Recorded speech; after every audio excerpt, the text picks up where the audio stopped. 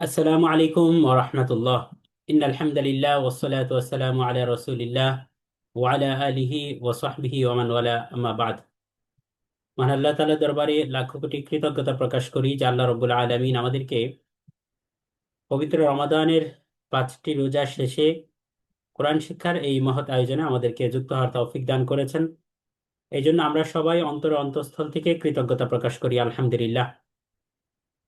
তো আলহামদুলিল্লাহ, আমরা বিগত 5 দিন ধরে আমরা রমাদানে কোরআন শিক্ষা কোর্সের বেশ কিছু গুরুত্বপূর্ণ ক্লাস করেছি, আলহামদুলিল্লাহ।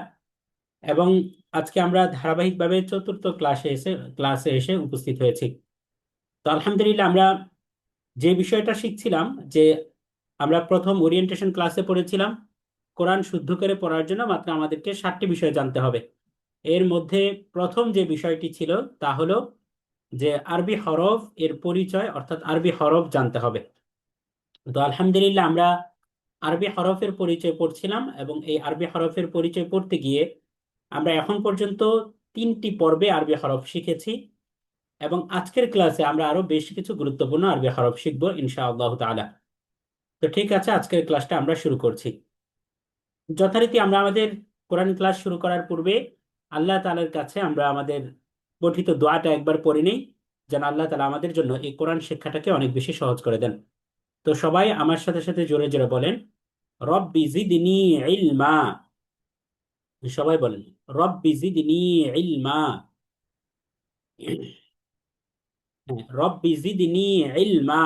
সবাই জোরে জোরে বলেন। মা বোনেরা যারা আছেন তারা মাইকটাকে অফ রেখে আপনারা জোরে জোরে আমার সাথে সাথে বলেন, রব্বি জিদনি ইলমা। রব্বিশ রহলি সদরি। রব্বিশ রহলি সদরি। ওয়ায়াসসির লি আমরি। ওয়ায়াসসির লি আমরি।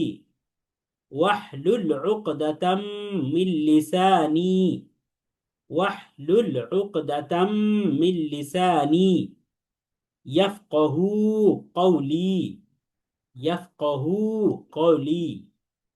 তো আলহামদুলিল্লাহ, আমরা কোরআন তিলাওয়াত শুরু করার পূর্বে যেই দোয়াগুলো পড়তে হয় আমরা এই দোয়াগুলো প্র্যাকটিস করে নিলাম এবং আলহামদুলিল্লাহ আশা করি যে আপনারা অনেকে এই দোয়াগুলো অলরেডি মুখস্থ করে ফেলেছেন। তো ঠিক আছে, আলহামদুলিল্লাহ, আমরা আজকে আরবি হরফ সমূহের যে পরিচয় এবং আমরা এর উচ্চারণ শিখছিলাম, আলহামদুলিল্লাহ মাখরাজ শিখছিলাম চিত্র সহকারে।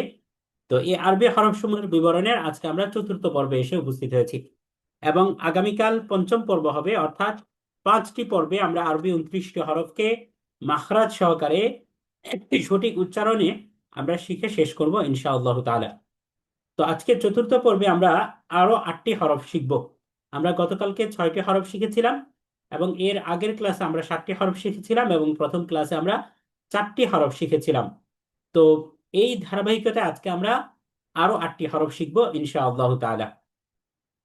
তো আজকের আমাদের যে প্রথম হরফ, এই প্রথম হরফটি হচ্ছে আইন।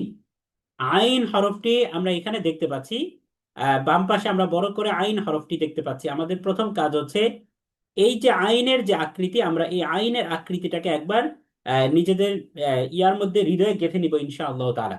কারণ এই আইনটা কোরআনে যতবার মুক্ত জায়গায় আসবে, যত জায়গায় তত জায়গায় আমরা এইভাবে আইনটাকে দেখতে পাবো।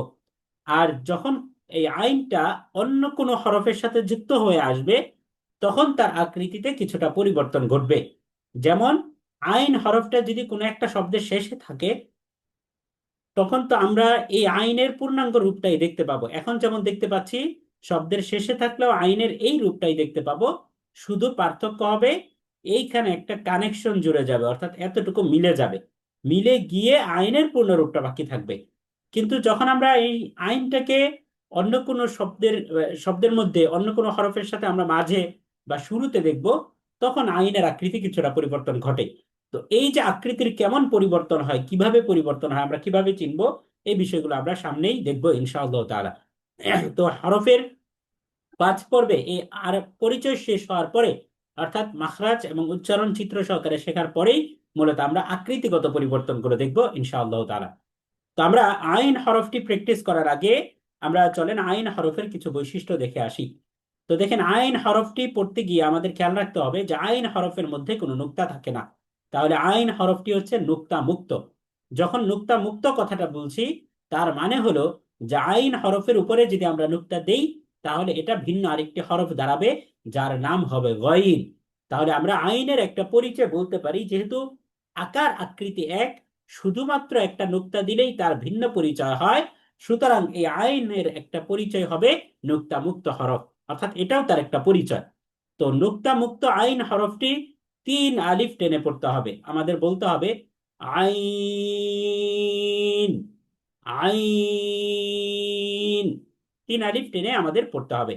এবং আমরা আইনের দ্বিতীয় যে বৈশিষ্ট্যটা দেখতে পাচ্ছি, যে আইন হরফটি বারিক বা পাতলা, অর্থাৎ মুখ স্বাভাবিক রেখে পড়তে হয়। আমরা জানি যে মোটা হরফ এটা মুখ গোল করে পড়তে হয়, আর এই যে বারিক বা পাতলা অর্থাৎ স্বাভাবিক রেখে পড়ার যে হরফ, এটা হচ্ছে মুখ স্বাভাবিক অর্থাৎ চ্যাপ্টা রেখে পড়তে হয়। তাহলে আইন হরফটি যেহেতু বারিক হরফ, পাতলা হরফ, সুতরাং আমরা মুখ স্বাভাবিক রেখে এই আইন হরফটি পড়বো ইনশাআল্লাহ তাআলা। এবং আইন হরফের মাখরাজ হচ্ছে কণ্ঠনালীর মধ্যখান থেকে উচ্চারিত হয়। আমরা আগে পড়েছিলাম হা, হা পড়েছিলাম, হা। হা হরফ এবং আইন হরফ, এই দুইটা হরফ একই জায়গা থেকে অর্থাৎ কণ্ঠনালীর মাঝখান থেকে উচ্চারিত হয়। তাহলে আমরা উপরের যে চিত্র দেখতে পাচ্ছি, আমরা এই চিত্রটা অনুসরণ করে আমরা একবার আইন হরফটিকে উচ্চারণ করব ইনশাআল্লাহ তাআলা। তো দেখেন, এই চিত্রের মধ্যেও আমরা দেখতে পাচ্ছি যে একেবারে গলার যে মাঝখান অর্থাৎ কণ্ঠনালী, এই মাঝখান থেকে আইন হরফটি উচ্চারিত হচ্ছে। তাহলে আমার সাথে সাথে একবার বলেন সবাই, আইন। বলেন, সবাই বলেন, যারা আছেন জোরে জোরে বলেন, আইন। হ্যাঁ, 1-2 বার করে বলেন, আমরা সবাই বলি 1-2 বার করে। 1-2 বার করে বললে আমাদের জন্য সহজ হবে। আইন, আইন, আইন, আইন, আইন। আচ্ছা, আইন, জি। তো আলহামদুলিল্লাহ, আমরা আশা করি আইন। যে আইন হরফটি বুঝতে পেরেছি। খুব সংক্ষেপে বলি, আইন হরফের 3টা বৈশিষ্ট্য। 1 নাম্বার হচ্ছে আইন হরফের উপরে কোনো নুক্তা থাকবে না, 3 আলিফ টেনে পড়তে হবে। এবং আইন হরফটি বারিক বা পাতলা হরফ, মুখ স্বাভাবিক রেখে পড়তে হয়, মুখ গোল করা যায় না। আর 3 নাম্বার হচ্ছে আইন হরফটি উচ্চারিত হয় এই গলার মাঝখান থেকে অর্থাৎ হলকের মাঝখান থেকে। এরপরের যে হরফটি আমরা দেখতে পাচ্ছি, এই হরফটি হচ্ছে আইনের খালাতো ভাই গইন। পার্থক্য হচ্ছে শুধুমাত্র একটা নুক্তা। এই কারণে আমরা লিখেছি যে গইনের প্রথম বৈশিষ্ট্য হচ্ছে উপরে এক নুক্তা যুক্ত। তাহলে গইনের 1 নাম্বার পরিচয় হচ্ছে এর উপরে একটি নুক্তা থাকবে। নুক্তা মানে হচ্ছে বিন্দু, অর্থাৎ ফুল স্টপ। আমরা যে ফোঁটা দেখতে পাচ্ছি, এটাকেই নুক্তা বলা হয়। তাহলে এই নুক্তা যুক্ত, এক নুক্তা যুক্ত গইন হরফটি 3 আলিফ টেনে পড়তে হবে। এবং এই গইন হরফটি হচ্ছে পোর বা মোটা, তথা এমন কিছু হরফের অন্তর্ভুক্ত যে হরফগুলোকে মুখ গোল করে পড়তে হয়। তাহলে আমরা এটাকে গাইন পড়া যাবে না। দেখেন, অনেকে এটাকে গাইন বলে, গাইন। গাইন বললে আমার মুখ চ্যাপ্টা করতে হয়, কিন্তু গইনের বৈশিষ্ট্য হচ্ছে মুখ গোল করতে হবে। তার মানে আমি যখন উচ্চারণ করি, তখন কণ্ঠনালীর শেষ ভাগ থেকে এইভাবে উচ্চারণ করব, গইন, গইন, নট গাইন। আইন। গাইন বলা যাবে না, বলতে হবে গইন। আচ্ছা, মাশাআল্লাহ। এরপর আমরা দেখতে পাচ্ছি এ গইন হরফটি কণ্ঠনালীর শেষ ভাগ হতে উচ্চারিত হয়। এই যে চিত্রের মধ্যে আমরা দেখতে পাচ্ছি কণ্ঠনালীর শেষ ভাগ, আমি একটা কথা বলেছিলাম যে এই যে পুরোটা হচ্ছে কণ্ঠনালী অর্থাৎ গলা, এই পুরোটা হচ্ছে গলা।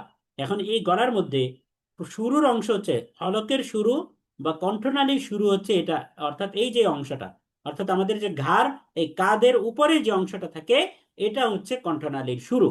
আর মাঝখান তো আমরা চিনতে পারছি, এই যে মাঝখান অর্থাৎ জিহ্বার শেষ যেখানে হয়, একেবারে এই জায়গাটা হচ্ছে মাঝখান। আর একদম আমাদের মুখের দিক থেকে, ঠোঁটের দিক থেকে ভিতরের দিকে যেই প্রথম অংশ, এটা হচ্ছে হলক এর শুরু, অর্থাৎ কণ্ঠনালীর শুরু বা গলার শুরু। তাহলে এই আফন দুঃখিত, এটা হচ্ছে গলার শেষ। এই যে অংশটা, এটা হচ্ছে গলার শেষ, আর শুরু ছিল এই কাঁধের অংশটা। তাহলে খেয়াল করেন, এই গইন হরফটি উচ্চারিত হয় আমাদের একেবারে কণ্ঠনালীর শেষ থেকে, অর্থাৎ এই যে গলার যে শেষ ভাগ, হলকের যে শেষ ভাগ, এর থেকে উচ্চারিত হয়। তাহলে আমরা গইনের 3টা বৈশিষ্ট্য পেলাম। 1 নাম্বার বৈশিষ্ট্য হচ্ছে গইনের উপরে একটা নুক্তা থাকবে, এবং উচ্চারণ করার সময় যখন আলাদা উচ্চারণ করব, তখন তাকে 3 আলিফ টেনে পড়তে হবে। 2 নাম্বার বৈশিষ্ট্য হচ্ছে গইন হরফটি হচ্ছে সেই 7 হরফের অন্তর্ভুক্ত যে 7টি হরফকে সবসময় মোটা করে পড়তে হয়, এবং এই 7 হরফের একটি হরফ হচ্ছে গইন। এটাকে পোর বা মোটা তথা মুখ গোল করে পড়তে হবে। আর 3 নাম্বার বৈশিষ্ট্য পেলাম যে গইন হরফটির উচ্চারণ স্থল হচ্ছে গইন হরফটি হলকের শেষ অর্থাৎ কণ্ঠনালীর শেষ ভাগ হতে উচ্চারিত হয়। সুতরাং এই 3টা বৈশিষ্ট্যকে সামনে রেখে চলেন আমরা একবার একটু প্র্যাকটিস করে ফেলি। সবাই আমার সাথে সাথে বলেন গইন, বলেন সবাই। গইন। হ্যাঁ মাশাআল্লাহ, মুখ গোল করে বলতে হবে। গইন। গইন। গইন। মাশাআল্লাহ, আবার বলেন গইন। গইন। গইন। আচ্ছা মাশাআল্লাহ। তাহলে আশা করি আমাদের কাছে আইন এবং গইন এই 2টা হরফ আশা করি আমাদের ক্লিয়ার হয়েছে আলহামদুলিল্লাহ। এরপরের আমরা যে হরফটা দেখতে পাচ্ছি এই হরফটার নাম হচ্ছে ফা। এই যে দেখেন, আমরা বাতাসা যে পড়েছিলাম যে অনেকটা ডিঙ্গি নৌকার মতো থাকে দুই দিকে, এর প্রথম অংশটাকে যদি আমরা গোল করে দেই, এখানে একটা গোল মাথা যুক্ত করে দেই, বাতাসা এর উপরে যদি আমরা একটা একটা গোল মাথা যুক্ত করে দেই, তাহলেই এটা ফা এবং কফের বডি হয়ে যায়। তবে পার্থক্য কিভাবে? উপরে 1 নুক্তা থাকলে সেটাকে আমরা বলি ফা, আর যদি 2 নুক্তা থাকে তাহলে সেটাকে আমরা বলি কফ। আর কফের মধ্যে আরেকটু পার্থক্য হচ্ছে এই যে ফায়ের যে মিডলটা আছে, মাঝখানটা আছে, এটা আরেকটু গোল হয়, অর্থাৎ আরেকটু গর্ত হয়, এটার মধ্যে আরো মানে একটু রাউন্ড থাকে। কিন্তু আমরা এখানে এই ফায়ের মধ্যে সেই রাউন্ডটা আমরা পরিপূর্ণভাবে দেখতে পাচ্ছি না। তো এই ফা এবং কফ আমরা সামনেই পাবো কফ। এই ফা এবং কফের মধ্যে দেখেন অনেকটাই আকৃতিতে এক আছে, দেখেন এই যে ফা এবং কফ, ফায়েরও মাথা গোল আবার কফেরও মাথা গোল। ফায়ের উপরে 1 নুক্তা, কফের উপরে 2 নুক্তা, জাস্ট এতটুকু পার্থক্য। আর আরেকটা পার্থক্য হচ্ছে ফায়ের যে বডিটা, এই বডির মাঝখানটা অনেকটা ছড়ানো, দেখেন অনেকটা জোরে ছড়ানো, কিন্তু আমরা কফের মধ্যে এই যে মাঝের বডিটাকে এটা আমরা সংকুচিত দেখতে পাচ্ছি। এই যে দেখেন সংকুচিত এবং অনেকটা রাউন্ড, এখানে অনেকটা গোল আমরা দেখতে পাচ্ছি। এটা একটা পরিচয়। কিন্তু যখন আমরা এই ফা এবং কফ 2টা হরফকে অন্য কোনো হরফের সাথে যুক্ত হতে আসতে দেখব শব্দের মাঝখানে বা শুরুতে, তখন এর পরের বডিটা থাকবে না, এই অংশটা রিমুভ হয়ে যাবে, শুধুমাত্র এই গোল মাথাটা থাকবে। তখন এই গোল মাথা দেখে এর উপরে 2 নুক্তা থাকলে আমরা বলবো কফ, আর 1 নুক্তা থাকলে আমরা বলবো ফা। তাহলে আশা করি ফা এবং কফের যে আকৃতি, এই আকৃতি দেখে চেনা এটা আমাদের জন্য অনেক বেশি ইজি হলো আলহামদুলিল্লাহ। এখন আমরা ফা এর কয়েকটা বৈশিষ্ট্য দেখে ফেলি। ফা হরফটির উপরেও 1 নুক্তা যুক্ত, সুতরাং 1 নুক্তা যুক্ত ফা হরফটি 1 আলিফ টেনে পড়তে হবে। ফা হরফটিকে যখন আমরা উচ্চারণ করব তখন 1 আলিফ টেনে পড়ব, এবং এই ফা হরফটিও বারিক তথা পাতলা, অর্থাৎ মুখ স্বাভাবিক রেখে পড়তে হয়। এবং ফা হরফের যে মাখরাজ, এই মাখরাজটা আমরা চিত্রটা আগে একটু দেখার চেষ্টা করি, তাহলে আমাদের জন্য বুঝতে সহজ হবে। দেখেন জিহ্বার এই উপরের যে দাঁত, এই উপরের দাঁতটা এসে ঠোঁটের যে ভেজা অংশ, এই সামনের উপরের এই যে ঠোঁটের ঠোঁটের যে পেটটা, অর্থাৎ যেটাকে আমরা এই যে দেখেন ঠোঁটের যদি আমরা 2টা অংশ বলি, একটাকে বলি শুকনা অংশ আর একটাকে বলি ভেজা অংশ, এটাকে আবার আমরা বলতে পারি পেট এবং পিঠ। পিঠ এই যে শুকনা অংশটা এটাকে আমরা পিঠ বলি, আর এই যে ভেজা অংশটা এটাকে আমরা বলি পেট। তাহলে এখানে কি হচ্ছে, সামনের উপরের যে 2 দাঁত আছে এই 2টা দাঁত এসে দেখেন এই ঠোঁটের যে পেট আছে এই পেটটাকে স্পর্শ করেছে, এবং ওই পেটটা নীল হয়ে আছে, দেখেন এই যে ঠোঁটের পেটটা নীল হয়ে আছে। তাহলে আমরা বুঝলাম ফা হরফের মাখরাজ হচ্ছে নিচের ঠোঁটের পেট, অর্থাৎ এই যে নিচের ঠোঁটটা আছে, এই নিচের ঠোঁটের পেট। আমরা মনে রাখবো 2টা ঠোঁট থেকে 3টা হরফ উচ্চারিত হয়। আমার সাথে সাথে বলেন তো 2টা ঠোঁট থেকে কয়টা হরফ উচ্চারিত হয়? বলেন তো। 3টা। 2টা ঠোঁট থেকে কয়টা হরফ উচ্চারিত হয়? বলেন। তিনটি। যারা আছেন বলেন, আমার সাথে সাথে বলতে হবে, তাহলেই লাইভ ক্লাসের ফায়দা হবে। দুই ঠোঁট তিনটা। হতে টোটাল 3টা হরফ উচ্চারিত হয়। একটা হচ্ছে যে 2টা ঠোঁটের যে ভেজা অংশ, 2 ঠোঁটের ভেজা অংশ, এই 2 ঠোঁটের ভেজা অংশ যদি আমরা মিলাই তাহলে সেখানে উচ্চারণ হয় বা। আর 2 ঠোঁটের যে শুকনা জায়গা অর্থাৎ যেটাকে আমরা পিঠ বলছি, এই দুইটাকে যদি মিলাই তাহলে উচ্চারণ হবে মিম। আর 2টা ঠোঁট যদি গোল করি তখন এই উচ্চারণ হয় ওয়াও। এখন এই ঠোঁটের সাথে আবার আরেকটা হরফ উচ্চারণ হয়, সেই হরফটা হচ্ছে দুই ঠোঁট না, বরং নিচের ঠোঁট এবং উপরের দাঁত, সেটাই হচ্ছে ফা। অর্থাৎ উপরের দুই দাঁতের আগা এই নিচের ঠোঁটের পেটের সাথে যখন স্পর্শ করে, এই ঠোঁট এবং দাঁতের এই সম্মিলনে যে হরফটা তৈরি হয়, সেই হরফটাই হচ্ছে ফা। তাহলে ফায়ের মাখরাজটা আমার সাথে সাথে সবাই বলেন, আপনারাও নিজেরা বলেন, যে নিচের ঠোঁটের পেট সামনের উপরের দুই দাঁতের আগার সঙ্গে লাগিয়ে উচ্চারিত হয়। চিত্রের দিকে আমরা একটু দেখি। এই যে নিচের ঠোঁটের যে পেট, এই নিচের ঠোঁটের পেট এর সাথে এই যে সামনের উপরের যে দাঁত আছে, এই দাঁতের আগাটা এসে স্পর্শ করেছে।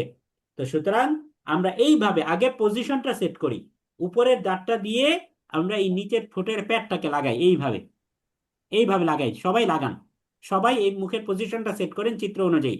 উপরের ঠোঁটটা এসে এই নিচের না উপরের দাঁতটা নিচের ঠোঁটের ভেজা অংশের সাথে লাগবে, এইভাবে লাগান সবাই। হ্যাঁ, এরপর আমরা উচ্চারণ করব ফা। বলেন ফা। পা ফা। পা উপরের দাঁত নিচের ঠোঁটের পেটের সাথে লাগবে। ফা। পা ফা। পা পা ফা। পা ফা। পা ফা। এক আলিফ টানতে হবে। ফা। ফা। ফা। আচ্ছা, মাশাআল্লাহ। তাহলে আমরা ফায়ের সামারি যদি করি, তাহলে আমরা দেখতে পাবো ফায়ের উপরে এক নুক্তা থাকে, এবং ফা হরফটি বারিক বা পাতলা তথা স্বাভাবিক রেখে উচ্চারণ করতে হয়। আর নিচের ঠোঁটের পেটের সাথে উপরের দাঁতটা এসে যখন লাগে দাঁতের আগা, তখনই উপরের দুই দাঁতের আগা যখন লাগে, তখনই ফা হরফটি উচ্চারিত হয়। তাহলে আলহামদুলিল্লাহ আমরা ফা হরফটি বুঝতে পারলাম। ফা হরফটি যদি বুঝে থাকি, তাহলে কফ হরফটি বোঝা অনেক ইজি, কারণ দুইটার আকৃতি অনেকটাই সেম, যদিও উচ্চারণের জায়গা টোটালি ভিন্ন। তো আমরা কফ হরফের প্রথম বৈশিষ্ট্যটা দেখতে পাচ্ছি, যে উপরে দুই নুক্তা যুক্ত। উপরে দুই নুক্তা যুক্ত কফ হরফটি তিন আলিফ টেনে পড়তে হবে। তাহলে খেয়াল করেন, উপরে যে দুই নুক্তা যুক্ত কফ হরফটিকে আমরা তিন আলিফ পরিমাণ আমরা টেনে পড়ব, এবং এই হরফটিও পোর বা মোটা তথা মুখ গোল করে উচ্চারণ করতে হবে। আমরা যদি বলি কাফ, তাহলে হবে না কাফ, কাফ বললে হবে না, বলতে হবে কফ, মুখ গোল করে বলতে হবে কফ। এবং এই কফের মাখরাজটা আপনারা এখানে দেখতে পাচ্ছেন, যে জিহ্বার গোড়াটা, জিহ্বার যে গোড়া আছে, এই গোড়াটা তার বরাবর এই উপরের তালুর সাথে লাগবে। জিহ্বার গোড়া তার বরাবর উপরের তালুর সাথে লাগবে, এটাই হবে কফ। তাহলে খেয়াল করেন, জিহ্বার গোড়া, আমরা এটাকে জিহ্বার গোড়া তার বরাবর উপরে তালুর সঙ্গে লাগিয়ে উচ্চারিত হয়। তো আমার সাথে সাথে সবাই একবার বলেন কফ। বলেন। কফ হ্যাঁ, সবাই বলি আমরা কফ। কফ হ্যাঁ, বলেন কফ। কফ হ্যাঁ, ক, ক, ক, একটা আওয়াজ হবে এরকম, কফ, যখন আপনার জিহ্বার কফ গোড়াটা উপরের তালুর সাথে লাগবে, কফ। কফ এখন খেয়াল করেন, এই যে পূর্বের যে কিছু হরফ ছিল যেখানে আমরা এই পজিশনটাকে নিজের মতো করে সেট করতে পারতাম, যেমন আমি যে উপরের দাগটাকে ঠোঁটের মাঝখানের অংশের সাথে আমি লাগিয়েছি, এটা আমি পারতাম এবং দেখতে পারতাম যে লেগেছে, আমি স্পর্শ করতে পারতাম। কিন্তু এই কফ হরফটির যে মাখরাজ, এই মাখরাজটাকে আমরা চাইলেই খুব ইজিলি আমরা এটাকে বুঝতে পারবো না। তো আমরা এইভাবে শুনে শুনে উচ্চারণ করার চেষ্টা করব, এবং যখন উচ্চারণটা সঠিক জায়গা থেকে হবে বা আমরা সঠিকভাবে করতে পারবো, তখন অটোমেটিকলি এটার মাখরাজ থেকে উচ্চারিত হবে। তাহলে আমার সাথে সাথে শুনে শুনে সবাই এইভাবে উচ্চারণ করার চেষ্টা করি। কফ। বলেন। কফ হ্যাঁ, কফ, তিন আলিফ টানতে হবে। কফ হ্যাঁ, দেখেন শেষে ফা উচ্চারিত হবে কফ। তাহলে এইভাবে আমরা শেষে এসে উপরের দাঁতটা নিচের ঠোঁটের সাথে লেগে যাবে। কফ। কফ হ্যাঁ, সবাই বলেন কফ। কফ আচ্ছা, মাশাআল্লাহ। দেখেন, অনেকে এই কফ হরফ উচ্চারণ করতে গিয়ে ভুল করে। অনেকে বলে কপ কপ, কপ না, শেষে প না, শেষে হচ্ছে ফ, তার মানে শেষে ফা উচ্চারণ করতে হবে। আমরা একটু আগেই ফায়ের মাখরাজ দেখেছি, যে ফায়ের মাখরাজ ছিল এই উপরের দাঁত নিচের ঠোঁটের পেটকে স্পর্শ করেছে। তাহলে কফ হরফটি উচ্চারণ করতে গেলেও তো শেষে একটা ফা আসে, তাহলে এই ফাটার ক্ষেত্রে আমরা ওই পূর্বের মাখরাজটা চলে আসবে। তাহলে আমরা উচ্চারণ করব কফ। বলেন কফ হ্যাঁ, কফ। কফ আচ্ছা, মাশাআল্লাহ। এরপরে আমরা যে হরফটি দেখতে পাচ্ছি, এই হরফটির নাম হচ্ছে কাফ। এখন কাফ যখন বলছি তখনই আমরা বুঝতে পারছি এই হরফটি একটা বারিক তথা পাতলা গোত্রের একটা হরফ, অর্থাৎ মুখ স্বাভাবিক রেখে পড়তে হবে। এবং কাফ হরফটি আমরা সামনের বিষয়ে, অর্থাৎ আমরা যখন দ্বিতীয় বিষয়ে যাব, এই এই হরফের পরিচয়ের পরের যে অংশটা আমরা পড়বো ইনশাল্লাহ, সেখানে দেখব যে এই কাফ হরফটি যখন বাক্যের মধ্যে আসবে তখন আরো নানান আকৃতিতে আসবে। যেমন যখন আমরা কাফ হরফটিকে একদম আলাদা দেখি তখন তো মাঝখানে, কাফের মাঝখানে এরকম একটা সাপের যে মাথা আছে, বা আমরা বলতে পারি হামজা, খুব সহজে বলতে পারি হামজা, যে এই যে হামজাটা আছে, আমরা একটা হামজার মতো আকৃতি দেখতে পারি কাফের মাঝখানে। কিন্তু আমরা যখন কোরআনে যাব তখন অনেক সময় দেখবো যে কাফ শুধুমাত্র এই ডান পাশে উপরের দিকে একটা মাথা বেড়ে যাবে, এটাও কাফ। এই অংশটা থাকবে না, শুধুমাত্র উপরে একটা মাথা বেড়ে যাবে, এটাও কাফ। আবার আমরা যখন এইভাবেও দেখতে পাবো যে আমরা আট যেভাবে লিখি, বাংলায় আমরা যেভাবে আট লিখি অঙ্কে, এইভাবে যখন থাকবে সোজাসুজি, তখনও এটা কাফ হবে। তাহলে বোঝা গেল যে শুধুমাত্র হরফের উচ্চারণ জানাটাই কোরআন শুদ্ধ করে পড়ার জন্য যথেষ্ট নয়, হরফের মাখরাজ জানাটাই কোরআন শুদ্ধ করে পড়ার জন্য যথেষ্ট নয়, বরং কোরআন শুদ্ধ করে এবং সাবলীল ভাবে যেন আমরা রিডিং পড়তে পারি। এই কারণে আমাদেরকে পরবর্তী যে বিষয়গুলো আমরা পড়বো, অর্থাৎ আকার আকৃতির যে পরিবর্তন, এগুলো আমাদের খুব ভালো করে জানতে হবে ইনশাআল্লাহ। তাহলে যারা রেগুলার ক্লাস করছেন, নিয়মিত ক্লাস করছেন, তারা আশা করি উপকৃত হবেন। তাহলে দেখেন, কাফ হরফের প্রথম বৈশিষ্ট্য হচ্ছে এই কাফ হরফটি হচ্ছে নুক্তা মুক্ত হরফ। আর এই কাফ হরফটিকে আমরা তিন আলিফ টেনে করব। তাহলে খেয়াল করেন যে নুক্তা মুক্ত কাফ হরফটি তিন আলিফ টেনে পড়তে হবে। আমরা বলবো কাফ। এখানেও দেখেন, এই যে চিত্রের মধ্যে খেয়াল করেন, চিত্রের মধ্যে আমরা এই যে কাফ হরফের যে মাখরাজ, কাফ হরফের মাখরাজটা এটা হলো যে জিহ্বার গোড়া থেকে, জিহ্বার গোড়া থেকে একটু আগে বাড়তে হবে। এখন খেয়াল করেন, এই যে এখানে খেয়াল করেন, এই জায়গাটা হচ্ছে জিহ্বার সরাসরি গোড়া, এই যে এই জায়গাটা জিহ্বার গোড়া। আর এর থেকে আরেকটু পজিশন একটু আগিয়ে, হালকা একটু এগিয়ে আমরা এর বরাবর উপরের তালুর সাথে লাগিয়ে আমরা উচ্চারণ করি, আমরা বলি কাফ। তাহলে কাফ হরফের একটা বৈশিষ্ট্য হচ্ছে কাফ হরফটি হচ্ছে পাতলা গোত্রীয় হরফ, অর্থাৎ বারিক হরফ। এটার উচ্চারণটাকে মুখ স্বাভাবিক রেখে করতে হয়। এবং কাফ হরফটি আমরা যখন উচ্চারণ করব তখন আমরা এটাকে তিন আলিফ টেনে পড়বো। এবং কাফের মাখরাজ হচ্ছে এই কফের মতোই জিহ্বার গোড়া, তবে জিহ্বার গোড়া থেকে আরেকটু সামনে বেড়ে তার বরাবর যে উপরের তালু আছে, এই তালুর সাথে লাগিয়ে দিতে হবে। তাহলে খেয়াল করেন, আমার সাথে সাথে সবাই উচ্চারণ করি, জোরে জোরে আমরা সবাই পড়বো কাফ। বলেন, সবাই বলেন। কাফ হ্যাঁ, কাফ। কাফ হ্যাঁ, সবাই বলি কাফ। কাফ হ্যাঁ, সবাই বলি কাফ। কাফ আচ্ছা, মাশাআল্লাহ। তাহলে আশা করি কাফ হরফটি আমাদের ক্লিয়ার হয়েছে, আলহামদুলিল্লাহ। আপনারা এই রেকর্ডেড ভিডিও যেহেতু দেওয়া হবে, রেকর্ড ভিডিও দেখে আরো কয়েকবার পড়ে নেবেন ইনশাআল্লাহ তাআলা। এরপরে আমরা যে হরফটি দেখতে পাচ্ছি, এই হরফটির নাম হচ্ছে লাম। এখন লাম হরফটি খুবই ইজি। লাম হরফের মাখরাজে সাধারণত তেমন ভুল হয় না, আমরা সবাই ইজিলি পড়তে পারি লাম হরফটি। আমরা এই যে পঞ্চম পর্বটা আমরা শেষ করব, পাঁচটা পর্ব শেষ করার পরে আমরা তখন এই পুরোটার একটা সামারি টানবো। অর্থাৎ আমরা দেখব আরবি 29টি হরফ যদিও আমরা চিত্র সহকারে পড়েছি, তবে আমরা সচরাচর পড়তে গিয়ে কয়েকটা হাতে গোনা হরফের মধ্যে আমরা সবচেয়ে বেশি পরিমাণ ভুল করে থাকি। তাহলে ওই হরফগুলোকে নিয়ে আমরা আরো প্র্যাকটিস করবো ইনশাআল্লাহ তাআলা, যে হরফগুলোতে সচরাচর আমাদের বেশি ভুল হয়ে থাকে। তার আমরা লাম হরফটি দেখতে পাচ্ছি। লাম হরফটিরও এটার একটা ইউনিক পরিচয় হচ্ছে এই লাম হরফে কোনো নুক্তা থাকবে না। তাহলে লাম হরফে কোনো নুক্তা নেই। এবং এই হরফটিও কেউ আমরা তিন আলিফ টেনে পড়ব। লাম হরফটিকেও আমরা তিন আলিফ টেনে পড়ব। এবং এই লাম হরফটিও বারিক তথা পাতলা গোত্রীয় হরফ, অর্থাৎ মুখ স্বাভাবিক রেখে পড়তে হবে।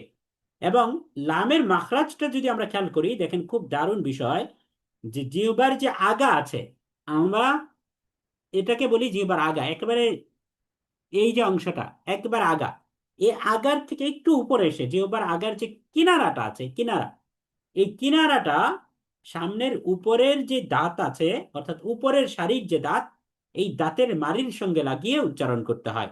আপনারা চিত্রের মধ্যে দেখতে পাচ্ছেন জিহ্বার আগার কিনারাটা উপরের মাড়ির দাঁতের সাথে লাগিয়ে, দাঁতের মাড়ির সঙ্গে লাগিয়ে উচ্চারণ করতে হয়। এবং এখানে খেয়াল করে দেখেন, এই যে আমরা যখন সা হরফ উচ্চারণ করেছি, আমরা যখন জ হরফ উচ্চারণ করেছি, আমরা যখন জাল হরফ উচ্চারণ করেছি, তখন জিহ্বার আগাকে দাঁতের আগার সাথে মিলিয়েছি। এবং সেইখানে একেবারে জিহ্বার যে সরু অংশটা আছে, এই জিহ্বার সরু অংশটা মিলতো। কিন্তু এখানে চিত্রের মধ্যে দেখেন সরু অংশটা মিলছে না, বরং এর কিনারাটা মিলছে, আরেকটু উপরে এসে কিনারাটা মিলছে। তাহলে আমার সাথে সাথে সবাই লাম হরফটাকে আমরা উচ্চারণ করি। আমার সাথে সাথে সবাই বলেন লাম। সবাই বলেন। লাম। হ্যাঁ, জোরে জোরে বলতে হবে। দেখেন, হরফ শেখার প্রথম এবং প্রধান একমাত্র শর্ত হচ্ছে আপনাকে মুখে মুখে বলতে হবে এটা। তাহলে আমার সাথে সাথে সবাই বলেন লাম। লাম। হ্যাঁ, আবার বলেন লাম। লাম। লাম। লাম। আচ্ছা, তাহলে লাম হরফটি খুব ইজি, এটা আলহামদুলিল্লাহ প্রায় সবারই হয়ে থাকে, খুব কমই ভুল হয় এখানে। আমরা এরপরের যে হরফটা চলে পাচ্ছি এটা হচ্ছে মিম। একটু আগে বলেছিলাম যে দুইটা ঠোঁট থেকে টোটাল তিনটা হরফ উচ্চারিত হয়, আর ঠোঁট এবং দাঁতের উপরের সারির দাঁতের আগা, এই দুইটাকে মিলিয়ে আবার আরেকটা হরফ উচ্চারিত হয়। এখন এই দুই ঠোঁটের যে শুকনা অংশ আছে, অর্থাৎ বাহিরের যে অংশ, যেটাকে আমরা পিঠ বলতে পারি, যেটা সবসময় শুকনা থাকে, ফাটা থাকে, এই দুইটা শুকনা অংশকে যদি আমরা মিলাই, তাহলে তখন উচ্চারণ হয় মিম। যেমন আপনারা এই চিত্রের মধ্যে দেখতে পাচ্ছেন দুই ঠোঁটের শুকনা অংশটাকে মেলানো হয়েছে। এই যে এই অংশটা হচ্ছে ভেজা অংশ, যেটা ফাঁকা আছে, এই যে দেখেন, এটা হচ্ছে ভেজা অংশ, এটাকে আমরা ফাঁকা দেখতে পাচ্ছি। কিন্তু এই শুকনা অংশটাকে এখানে আমরা মিলিত দেখতে পাচ্ছি, শুকনা অংশ। তাহলে দুই ঠোঁটের যে শুকনা অংশটা আছে, এই শুকনা অংশটাকে যখন আমরা মিলাবো, তখনই উচ্চারিত হবে মিম। আর এই মিম হরফের মধ্যেও কোনো নুক্তা থাকে না, সুতরাং নুক্তা মুক্ত মিম হরফটিকে আমরা 3 আলিফ টেনে পড়ব। এবং এই মিম হরফটিও বারিক তথা পাতলা হরফ, মুখ স্বাভাবিক রেখে পড়তে হবে, এবং দুই ঠোঁটের শুকনা অংশ থেকে এই মিম হরফটি উচ্চারিত হয়।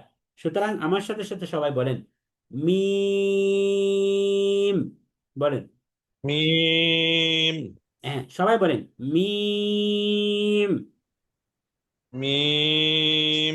দেখেন, যখন আপনি মিম বলছেন তখন দুই ঠোঁটের শুকনা অংশটা মিলছে। তাহলে বলেন মিম। মিম। হ্যাঁ, আবার বলেন মিম। মিম। আচ্ছা, মাশাআল্লাহ। মিম হরফটিও খুব ইজি, আলহামদুলিল্লাহ, খুব সহজ। এরপর আমরা আজকের যে শেষ হরফটি আমরা দেখতে পাচ্ছি তা হচ্ছে নুন। এখন নুন হরফটি চেনার একটা উপায় হচ্ছে, নুন হরফের উপরে আমরা একটা নুক্তা দেখতে পাচ্ছি। হুবু কফ এর যে শেপ ছিল, সেই শেপেই নুনের মধ্যেও শুধুমাত্র পার্থক্য হচ্ছে কফ এর মধ্যে একটা গোল মাথা ছিল, কিন্তু নুনের মধ্যে আমরা কোনো গোল মাথা দেখতে পাচ্ছি না। তাহলে এটাও একটা মটকার মতো, মটকা গ্রাম দেশে যেমন মটকা থাকে, যে মটকার মধ্যে ধান বা এগুলো রাখা হয়, তো এই মটকার মতো আমরা এরকম দেখতে পাচ্ছি। তাহলে এটা হচ্ছে নুন। তাহলে নুনের উপরে এক নুক্তা থাকবে, তাহলে এক নুক্তা যুক্ত নুন হরফটিকে 3 আলিফ টেনে পড়তে হবে। আমরা পড়ব নুন। নুন। এখন খেয়াল করেন, এই নুন হরফটিও বারিক তথা পাতলা, অর্থাৎ এটাকে স্বাভাবিক রেখে পড়তে হয়। এবং এই নুন হরফের যে মাখরাজটা আমরা দেখতে পাচ্ছি এখানে, যে নুন হরফটি জিহ্বার যে আগাটা আছে, এই আগাটা তার উপরের তালুর সাথে লাগবে। এই যে দেখেন জিহ্বার আগাটা তার বরাবর এই উপরের যে তালু আছে, উপরের যে তালু, দাঁতের গোড়া না বরং তালু, এই উপরের তালুর সাথে লাগিয়ে উচ্চারণ করতে হয়। তাহলে আমার সাথে সাথে সবাই একবার বলেন নুন। বলেন, সবাই বলেন। নুন। হ্যাঁ, নুন। নুন। আবার বলেন নুন। নুন। আচ্ছা, মাশাআল্লাহ। তাহলে দেখেন, আজকে আমরা টোটাল আলহামদুলিল্লাহ 8টি হরফ শিখলাম আজকে। এই 8টি হরফের মধ্যে যদি আমি বলি যে সবচেয়ে বেশি আমাদের প্যাচ লাগে বা ভুল হয়, সেটা হচ্ছে আইন এবং গইন এর মধ্যে, এবং কফ ও কাফের মধ্যে ভুল হয়। অর্থাৎ এই 8টির মধ্যে আমরা এই যে মানে চারটা হরফ অর্থাৎ আইন গইন কফ এবং কাফ, এই চার হরফের উচ্চারণ করতে গিয়ে আমরা বেশিরভাগ মানুষ ভুল করে থাকি। আর বাকি যে হরফগুলো আছে অর্থাৎ এই ফা, লাম, মিম এবং নুন, এই হরফগুলো সাধারণত আমাদের ভুল হয় না, খুব কম। কিন্তু বেশিরভাগ ভুল হয় এই আইন, গইন এবং কফ ও কাফ এর মধ্যে। তাহলে আমাদের করণীয় কি? আমাদের করণীয় হচ্ছে আমরা ইনশাআল্লাহ তাআলা এই 8টি হরফকে খুব ভালো করে প্র্যাকটিস করব, যেগুলো ভুল হয় না সেগুলোকে আমরা প্র্যাকটিস করব যেন সামনে কোনো ভুল না হয়। তাহলে আমরা আজকে টোটাল 8টি হরফ শিখলাম 4 জোড়ায়। যেমন দেখেন, প্রথমে আমরা শিখেছি আইন এবং গইন। আইন এবং গইন, আমার সাথে সাথে বলেন আইন গইন। আইন গইন, দুইটা হরফেই 3 আলিফ টেনে পড়তে হয়। এরপরের যে দুইটা হরফ আমরা দেখতে পাচ্ছি, একটা হচ্ছে ফা এবং কফ। ফা হরফটি 1 আলিফ টেনে পড়তে হবে, উপরের দাঁতের আগাটা নিচের ঠোঁটের প্যাটের সাথে লাগবে। আর কফ হরফটিকে আমরা 3 আলিফ টেনে পড়বো। তাহলে আমার সাথে সাথে সবাই বলেন ফা কফ। বলেন ফা ফা কফ। কফ। ফা ফা কফ। কফ ফা কফ। কফ। ক ক ক, একটা ভিতরের থেকে একটা আওয়াজ আসবে, ক ক ক, কফ। আচ্ছা, মাশাআল্লাহ। এরপরের আমরা যে দুইটা কফ। হরফ দেখতে পাচ্ছি, এটা হচ্ছে কাফ এবং লাম। দুইটাই পাতলা হরফ, একটা হচ্ছে কাফ আর একটা হচ্ছে লাম, এবং দুইটা হরফে আমরা 3 আলিফ টেনে পড়বো। তাহলে আমার সাথে সাথে বলেন কাফ, লাম। কাফ। বলেন লাম। কাফ, লাম। কাফ। বলেন কাফ, লাম। লাম। বলেন লাম। কাফ, বলেন কাফ, কাফ। লাম। লাম। আচ্ছা, তো এই দুইটা হরফ আশা করি বুঝতে পেরেছি। এরপরে দেখেন বাকি দুইটা হরফ আমরা দেখতে পাচ্ছি মিম এবং নুন। এই মিম এবং নুন, এই দুইটা হরফও 3 আলিফ করে উচ্চারণ, 3 আলিফ টেনে পড়তে হয়। তাহলে আমরা বলি মিম, নুন। মিম। নুন। আচ্ছা, মাশাআল্লাহ। তাহলে আমরা এক নজরে আজকে 4টা হরফ, আমরা 8টা হরফ আমরা এখানে দেখতে পাচ্ছি, যে আইন, গইন, ফা, কফ, কাফ, লাম, মিম, নুন। এর মধ্যে শুধুমাত্র ফা হরফটি 1 আলিফ টেনে পড়তে হবে, আর বাকি সবগুলো হরফ আইন, গইন, কাফ, লাম, কফ, মিম, নুন, সবগুলো হরফকে আমাদের 3 আলিফ পরিমাণ টেনে পড়তে হবে যখন আমরা এগুলোকে আলাদা আলাদা পড়ব। তাহলে এই ছিল আমাদের টোটাল আজকের আমাদের 8টি হরফ। তো আলহামদুলিল্লাহ, বিগত ক্লাসের ধারাবাহিকতায় আজকে আমরা 8টি হরফ শিখলাম। তো আপনাদের কাজ যেটা থাকবে সেটা হলো, দেখেন, অনেকেই মনে করছে যে এই হরফগুলো তো আমি পারি, আমি বলতে পারি, তাহলে কেন আবার এইভাবে আমাদের শিখতে হবে? দেখেন, আমরা যখন সামনে যাব আমাদের অভিজ্ঞতা বলে যে কোরআন পড়তে গিয়ে আমরা সবচেয়ে বেশি ভুল করি এই হরফের উচ্চারণের মধ্যে। এই হরফের উচ্চারণের ভুলের কারণেই বেশিরভাগ মানুষের নামাজ নষ্ট হয়ে যায়, কারণ শব্দ পরিবর্তন হয়ে যায় এবং কোরআন বিকৃত হয়ে যায়। তাহলে আমরা এই জিনিসটাকে যতটা হালকা ভাবে নিয়ে থাকি যে এই হরফের মাখরাজ মনে হয় তেমন গুরুত্বপূর্ণ না, এটা ভুল। মাখরাজটাই হচ্ছে সবচেয়ে বেশি গুরুত্বপূর্ণ কোরআন শুদ্ধ করে পড়ার ক্ষেত্রে। এই কারণে মাখরাজটা যেন আমরা খুব ভালো করে আয়ত্ত করতে পারি, এই কারণে আমরা কিন্তু চিত্র সহকারে দিয়েছি। তাহলে আপনাদের কাজ থাকবে যে এই ক্লাসের রেকর্ডটা দেখে, হয়তো আমরা সামনে থেকে রেকর্ড দিব না, কারণ রেকর্ড দিলে যে সমস্যাটা হয়, দেখেন, আমরা লাইভ ক্লাসের আয়োজন করেছি কেন? লাইভ ক্লাসের আয়োজন করেছি যেন আপনারা সরাসরি শিখতে পারেন, আপনাদের কোনো ভুল হলে যেন আমরা আপনাকে হেল্প করতে পারি। কারণ রেকর্ড দেখে যদি আপনি শিখতেই পারতেন, তাহলে ইউটিউবে এই কোরআন কোর্সের লাখ লাখ ভিডিও আছে, লাখ লাখ ভিডিও আছে ইউটিউবে, আপনি এক জীবনে দেখে কোরআন শিক্ষার কোনো ভিডিও দেখে শেষ করতে পারবেন না। কিন্তু সেখান থেকে শেখা হয় না কেন? কারণ প্রথমত সেখানে আপনি কোনটার পরে কোনটা শিখবেন, এই যে ধারাবাহিকতাটা, এই ধারাবাহিকতাটা বলে দেওয়ার মতো, একটা গাইডলাইন দেওয়ার মতো কেউ থাকে না। এলোমেলো ভাবে ভিডিওগুলো থাকে, আবার অনেক কিছু মিসিং থাকে। আর আপনি কতটুকু শিখছেন, আপনার শেখা হচ্ছে কিনা, এটাও যাচাইয়ের কোনো সুযোগ থাকে না। এই দুইটা বিষয়, এবং অনেক সময় আসে যে আমাদের মোটিভেশন হারিয়ে ফেলি। হয়তো আমি খুব আগ্রহ নিয়ে রমজানের শুরুতে আমি শেখা শুরু করেছি, 2টা 3টা ক্লাসের পরে আমাদের ওই বিষয়টা নানান ব্যস্ততার কারণে আমরা এই কোরআনের ভিডিওগুলো দেখার প্রতি আমরা মনোযোগ হারিয়ে ফেলি। কিন্তু যখন আপনি একটা লাইভ কমিউনিটিতে থাকেন, তখন মেসেজ যায়, এই প্রত্যেকটা মেসেজে কিন্তু একটা রিমাইন্ডার হিসেবে কাজ করে। তখন আপনি মনে করেন যে না, আবার এটাতে জয়েন করি এবং একটু দেখি। তাহলে এই যে উপকারিতাগুলো, এই উপকারিতাগুলো হয় লাইভ ক্লাসের যুক্ত থাকার কারণে। এখন আমরা রেকর্ডিং গুলো দেই যেন আপনারা পরবর্তীতে দেখে এই বিষয়টাকে আরো ভালো করে আয়ত্ত করতে পারেন। কিন্তু এতে দেখা যায় যে অনেকেই এই রেকর্ডিং দেখবে, এই কথা মনে করে এটা নেক্সট শয়তানের ধোঁকা, যে মনে করে যে আচ্ছা রেকর্ড তো দেওয়া হবেই, আমরা রেকর্ড দেখে নিব না। যে এটা, এই একটা কথা সবসময় মনে রাখবেন, লাইভ ক্লাস হচ্ছে একজন উস্তাদ সরাসরি লাইভ ক্লাস করছেন, তার গুরুত্বপূর্ণ সময় এবং ব্যস্ততা বাদ দিয়ে তিনি লাইভে সময় দিচ্ছেন, সরাসরি আপনার যে কোনো প্রশ্ন তাকে করতে পারছেন। এবং আপনার মতো আরো অসংখ্য ব্যক্তি, তারা তাদের এই রাতের বিশ্রামকে ত্যাগ করে তারাও এই লাইভ ক্লাসে যুক্ত হচ্ছে। এই যে গুরুত্বপূর্ণ আয়োজন থেকে যখন শয়তান আপনাকে বিরত রাখতে পেরেছে, এটা 100% শিওর শয়তান আপনাকে রেকর্ডিং থেকে দেখা থেকে বিরত থাকবে খুব ইজিলি। এবং আমরা দেখতে পাচ্ছি যে রেকর্ড দিচ্ছি, কিন্তু যতটুকু আমরা আশা করছি যে যতটুকু মানুষ বা যেই পরিমাণ মানুষ এই অনেক আগ্রহ নিয়ে যুক্ত হয়েছেন, তারা যে রেকর্ডিংটা দেখবেন সেখানেও আমরা পরিমাণটা খুব কম দেখতে পাচ্ছি। এতে বোঝা যায় যে রেকর্ডিং দেখার নিয়তে যে অনেকে লাইভ ক্লাস মিস করেন, তারা পরবর্তীতে সেই রেকর্ডটাও দেখতে পারেন না। শয়তান তাদেরকে তো অলরেডি একবার কাবু করেই ফেলেছে। এই কারণে আমরা রিকোয়েস্ট করব যে যদি আপনি শিখতে চান, 30 দিনেই আপনি শিখতে পারবেন, তবে আপনাকে লাইভ ক্লাসে যুক্ত থাকতে হবে এবং প্রতিদিন এটা প্র্যাকটিস করতে হবে। আমরা যে 30 মিনিট 45 মিনিট সময় বলেছি, এই সময়টা আপনাকে দিতে হবে। যদি আপনি দেন তাহলে ইনশাল্লাহ তারা উপকৃত হবেন। তো আলহামদুলিল্লাহ আমরা সালাম আজকে, আলাইকুম হুজুর। আলহামদুলিল্লাহ আমরা আজকে আরো, সালাম আলাইকুম ওয়ালাইকুম আসসালাম। জি। হুজুর। ওই যে এইটার কি হুজুর পিডিএফ কপিটা কি পাওয়া যাবে? যে উচ্চারণের স্থানগুলো লেখা আছে, তো এটা দেখলে ভালো হয় আচ্ছা, যে সম্ভব ইনশাল্লাহ যদি। পিডিএফ কপিগুলো সবগুলো একসাথে করে দিয়ে দিব ইনশাল্লাহ। জি জি, তো 29টা হরফে দিলে এটা জি, উপকার হবে। জি হুজুর, জি ইনশাআল্লাহ। জি। সালাম।